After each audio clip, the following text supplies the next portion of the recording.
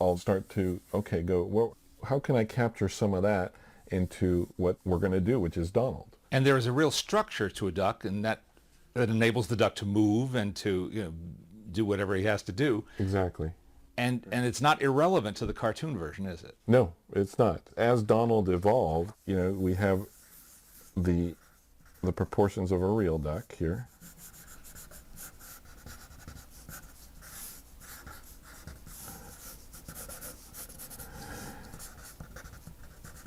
And then, again, start doing the same type of construction here.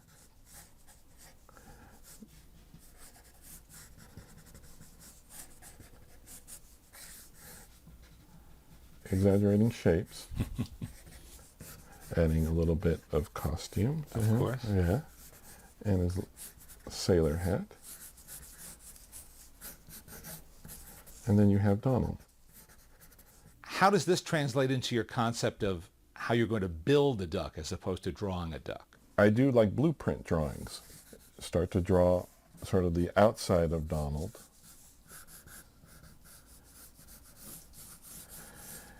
And I'm thinking in volume in 3D that this is 360 views and trying to get, okay, let me see, what is the proportions here where I can build an armature and then eventually move him in any shape or position. So once I've got this basic idea here as far as shape goes, I'll start to go in here and figure out, okay, I'm going to need an armature just like a bone structure in a human. That's essentially how I think of the armature. The armature is a metal skeleton, sort of. It is. I usually use aluminum wire, and it's easy to bend and move into different shapes and whatnot, and positions.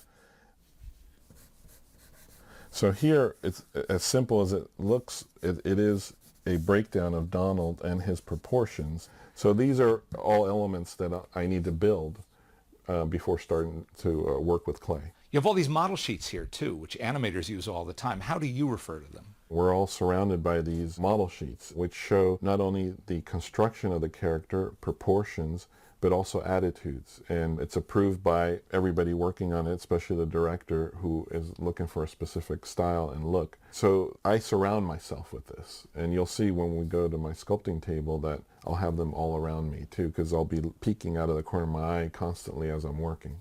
What's next? The next step is going over to the sculpting table. So this is how it begins. It is. This is what we were drawing over on the drawing table there, our armature. And as you can see, it's just the basic skeletal proportions of Donald.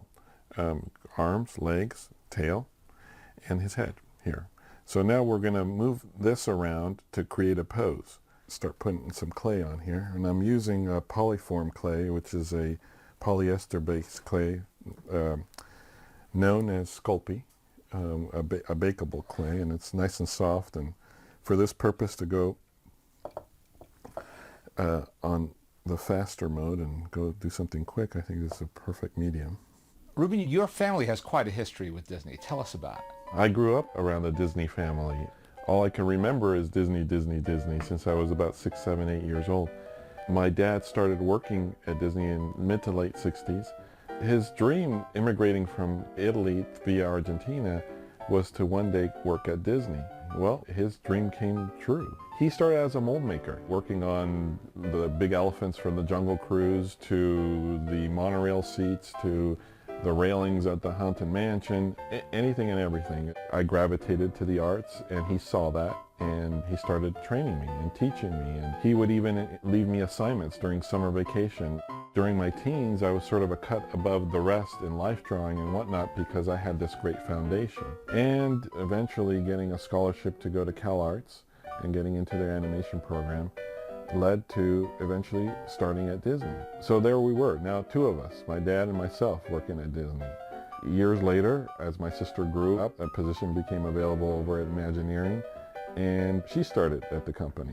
So then there was the 3 of us. So combined, we're like 75 years at the company.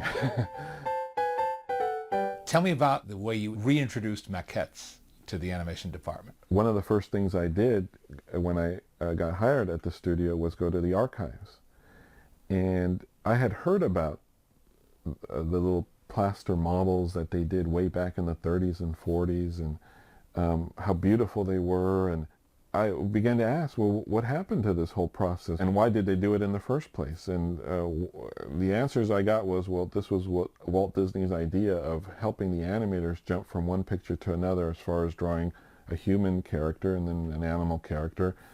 And it's another tool to visualize it in dimension. So during a period of between one picture and another, there was a little bit of downtime, and I started sculpting in my office. And Don Hahn, one of the producers there, happened to come into my office and for a visit, and he said, "Hey, why don't you show that to Bernie Mattinson? He's the director of The Great Mouse Detective. That's the next show we're doing." And well, he loved it. And as we talked, why don't we do the rest of the characters? Come next show, we decided, okay, let's do these as part of the production.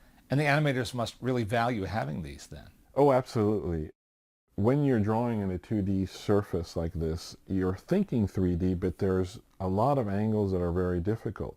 But with a maquette, you could actually look at it, put it in the position you want, and it became like, next to having the actor there, you had the character. Voila. Tell me about your father's most significant contribution in the realm of Donald Duck. Well, in both parks at Disney World and Disneyland, there's a hub in the center, as everybody knows, and where there's a statue of Walt Disney holding hands with Mickey Mouse. Well, around that whole monument there to Walt is all these other bronze statues there. And my dad did the Donald Duck in that series, which every time we go over there, we go take a look at it, rub his head, and take pictures, yeah. So that's one of the more memorable pieces my dad did of Donald Duck. That we can all go and see. That you could all go and see, yes.